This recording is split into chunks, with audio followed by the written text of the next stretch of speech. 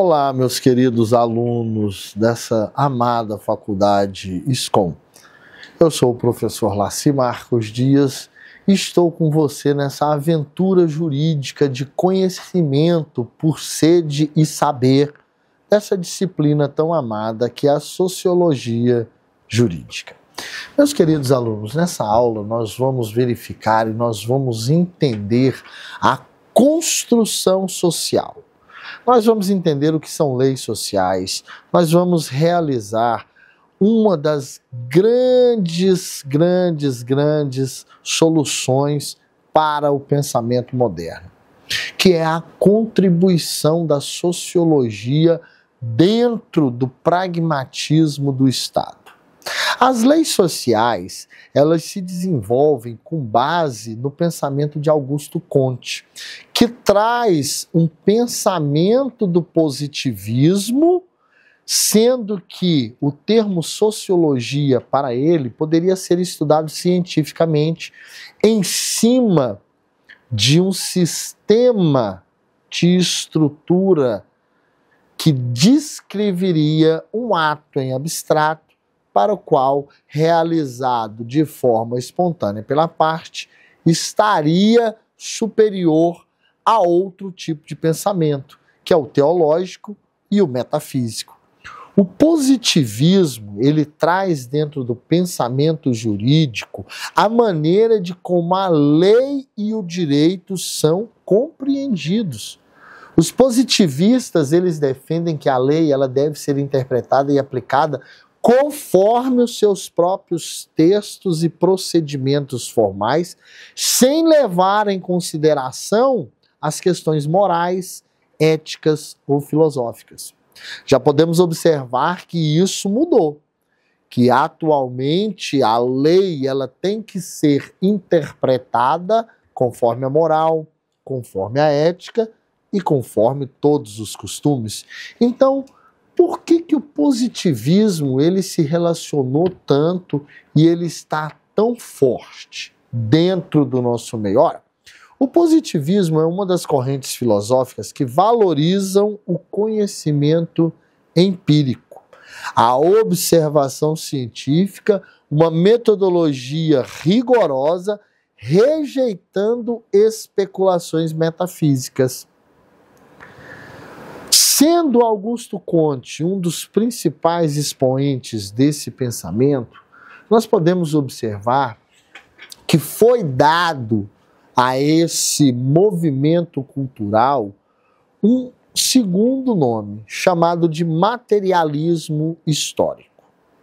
O materialismo histórico de uma determinada ordem ou teoria social, ele foi desenvolvido por Marx e Friedrich Engels, lá no século XIX, como parte de um quadro teórico dentro do pensamento marxista.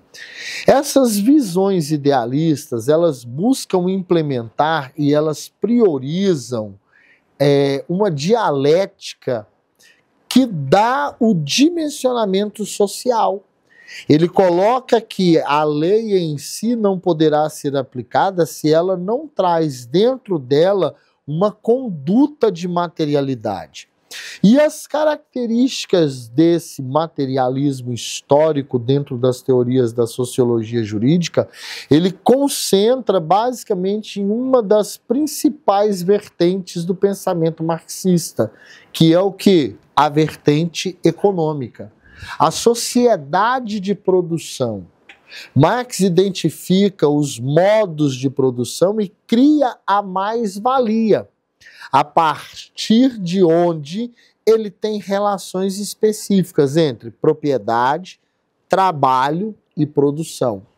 As contradições sociais que estão dentro do materialismo, elas revelam uma questão que vai desencadear numa mudança histórica, tanto de pensamento, quanto da própria origem do Estado e da formação da sociedade. Isso porque existe uma série de ganhos com a implementação e a transformação da sociedade para as políticas que serão implementadas de forma pública. O Estado ele vai deixar de ser minimalista, individualista e vai voltar o seu olhar para as pessoas e para o núcleo daquela sociedade que necessita de alguém maior para poder cuidar dela. E quem é esse maior? O Estado. Então nós vamos constispar a sociedade privada e ela vai ser de quem? Do Estado. E o Estado vai trazer essa ideia de cultura, de política, numa superestrutura aonde as condições sociais serão somente regulamentadas pelo Estado. Não há o indivíduo, existe a coletividade. Dentro do Manifesto Comunista, onde ele delineia todas essas ideias, nós podemos observar algumas discrepâncias com a própria realidade da sociedade. O fim da propriedade privada e a unificação da propriedade para o Estado, ela já traz em si uma outra modificação, que é qual é a participação do indivíduo dentro desse estado onde não tem mais propriedade. Como que eu, pessoa, posso ter o bem de consumo?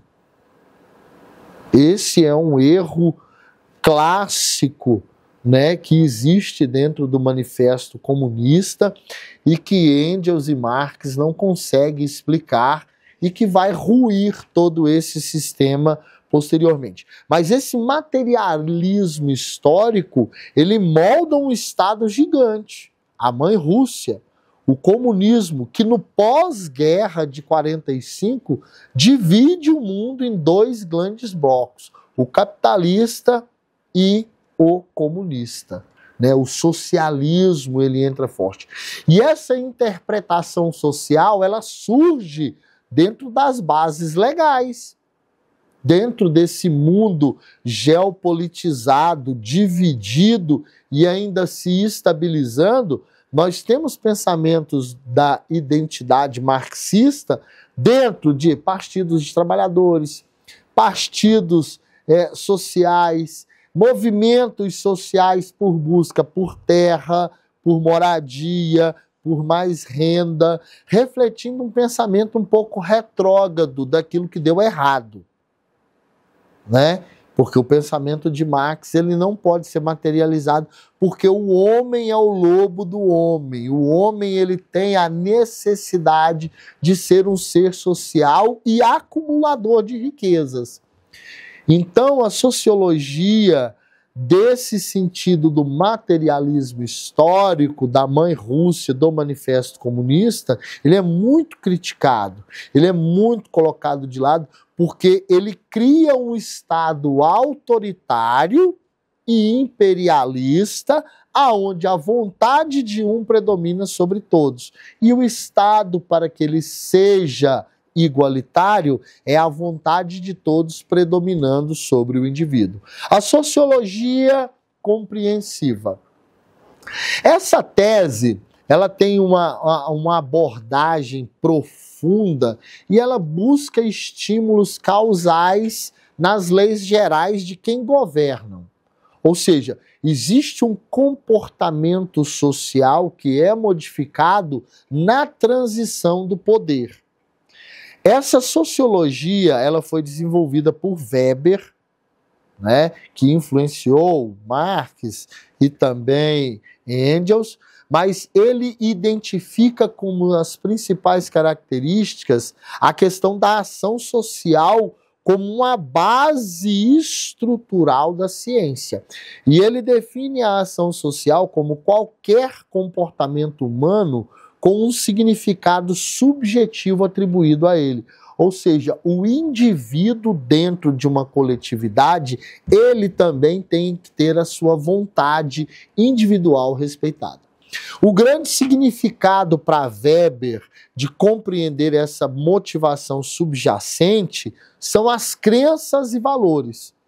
Então, ou seja, existe um conjunto cultural que tem que ser observado dentro daquela determinada sociedade para que ele seja verificado como indivíduo inserido no social. E essa interpretação diz que o estudioso, aplicando essa técnica, ele tem que se colocar no local dos atores sociais.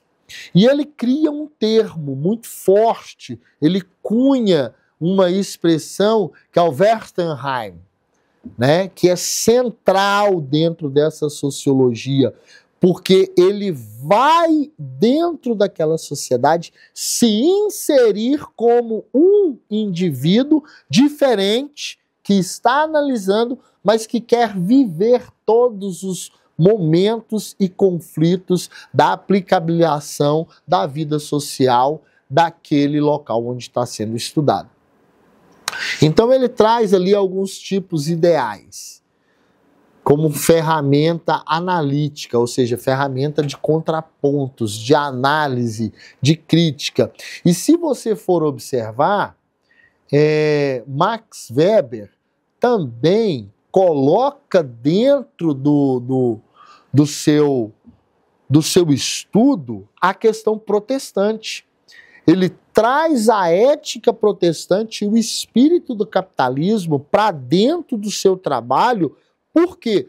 Porque o protestante ele acredita na força da produção. O protestante ele quebra o paradigma de que Deus dá, Deus faz, Deus é isso, Deus é aquilo, etc. Não! Deus te deu a condição de luta, Deus te deu a condição de produção, Deus te deu a terra para que você a frutifique e colha os frutos. Esse pensamento dele traz uma interpretação jurídica e uma abordagem muito grande, principalmente na criação de países protestantes, como o Estado americano, que nós podemos ver que foi um resultado prático. Neste sentido, estudar e compreender esses fenômenos macro que aconteceram no passado fundamenta a solidificação de novas políticas observadas para as futuras gerações. Até o nosso próximo encontro.